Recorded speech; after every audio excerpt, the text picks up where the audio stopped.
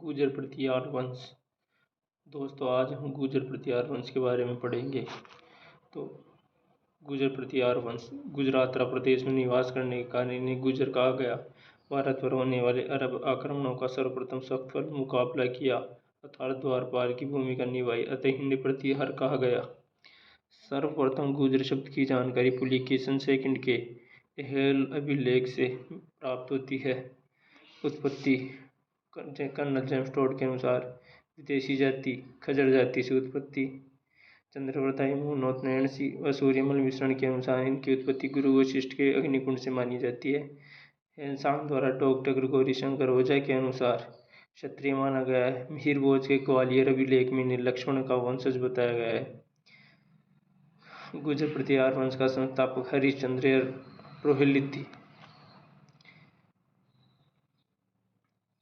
हरिश्चंद्र तेराई नाम रोहिल्लिदी जानकारी जोधपुर के गठियाला अभिलेख से मिलती है।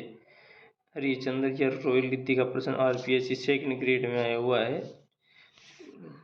इसकी जानकारी गठियाला अभिलेख से मिलती है। इससे संबंधित हरिश्चंद्र का विवाह क्षत्रिय स्त्री भद्रा और दूसरी ब्राह्मणी स्त्री से हुआ। जो क्षत्रिय स्त्री थी उसके 4 पुत्र हुए, रज्जिल, धय, कदक, भागवत। नैणसी के अनुसार इनकी कुल 26 शाखाएं हुई हैं। 2 प्रमुख थी, मंडोर जोधपुर, भीनमाल जालोर। तो फिर राजा बनता है रज्जिल। हरिश्चंद्र का बेटा रज्जिल राजा बनता है। इसने राजधानी मंडोर जोधपुर को बनाई। नरहरि नामक ब्राह्मण ने इन्हें राजा की उपाधि प्रदान की। इन्होंने राजस्व यज्ञ आयोजित किया। रज्जिल के उत्तराधिकारी नरभट्ट। अगला राजा नरभट्ट। इनके लिए हेनसांग ने पेलोपेली शब्द प्रयुक्त किया है। हेनसांग ने भीनमाल जालोर की यात्रा की नरभट्ट के समय में, और पेलोपेली शब्द का मतलब होता है शक्तिशाली। अगला राजा नागभट्ट प्रथम।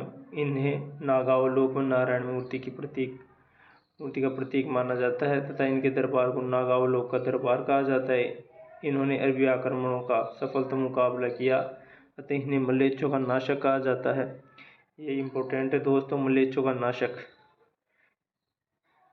इनके द्वारा भीनमाल जालोर को राजधानी बनाया गया। इन्होंने उज्जैन व मेड़ता नागौर को भी कुछ समय के लिए अपनी राजधानी बनाया। इनके कोई पुत्र नहीं था अतः इन्होंने उज्जैन में हिरण्यगर्भदान यज्ञ आयोजन किया तथा इसमें राष्ट्रकूट वंश के शासक दंतिदुर्ग को भी बुलाया था। इन्होंने अपना उत्तराधिकारी अपने भतीजे कुकियाकुक को बनाया। कुकियाकुक का विवाह राष्ट्रकूट शासक दंतिदुर्ग की पुत्री भूमिका देवी के साथ करवाया। अगला राजा कुकियाकुक। इन्होंने मंडोर जोधपुर में विजय स्तंभ का निर्माण करवाया। नोट: इससे पूर्व समुद्रगुप्त ने भरतपुर में भी विजय स्तंभ का निर्माण करवाया था। वत्सराज उपाधि जयवराह और दूसरी रणहस्ती युद्ध के मैदान में हाथी के समान। वत्सराज के टाइम पे त्रिपक्ष संघर्ष प्रारंभ हो गया था कन्नौज को लेकर। वत्सराज ने कन्नौज शासक इंद्रायुध व पाल वंश के शासक धर्मपाल को पराजित किया, परंतु राष्ट्रकूट वंश के शासक ध्रुवफर्ष से पराजित हुआ। इनके समय 2 ग्रंथों की रचना की गई, उद्योतनसूरि के द्वारा कुवलयमाला और चिंचनसूरि के द्वारा हरिवंश पुराण। इनके समय ही बलि प्रबंध लेख की रचना की गई।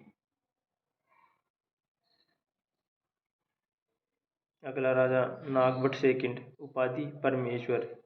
दूसरी परमभट्टारक। महाराजाधिराज। मिहिर भोज के ग्वालियर अभिलेख में कर्ण कहा गया है। नागभट्ट सेकंड ने कन्नौज के चक्रायुध व पाल वंश के धर्मपाल को पराजित कर कन्नौज पर अधिकार प्राप्त किया। नागभट्ट सेकंड ने कन्नौज को अपनी राजधानी बनाया। इनके बारे में जानकारी चंद्रप्रभा की शुरू की पुस्तक प्रभावक चरित्र से प्राप्त होती है। नागभट्ट सेकंड ने गंगा में जल समाधि ली थी। रामभद्र का बेटा मिहिर भोज, इसने कर दी अपने पिता की हत्या, तो मिहिर भोज को पितरंता के नाम से जाना जाता है। तो मिहिर भोज शासक बनता है। इसकी उपाधि आदिवराह और प्रभास पाटन इनके द्वारा प्रचलित सिक्कों पर श्रीमद आदिवराह अंकित करवाया गया। इनके समय अरबी यात्री सुलेमान ने भारत की यात्रा की। सुलेमान ने मिहिर भोज को हिंदू की दीवार कहा है। संपूर्ण पृथ्वी का विजेता कहा जाता है। जानकारी के स्रोत ग्वालियर अभिलेख और बकरमा अभिलेख यूपी। मिहिर भोज ने राष्ट्रकूट वंश के शासक कृष्ण सेकंड व पाल वंश के शासक देवपाल नारायण पाल को पराजित किया।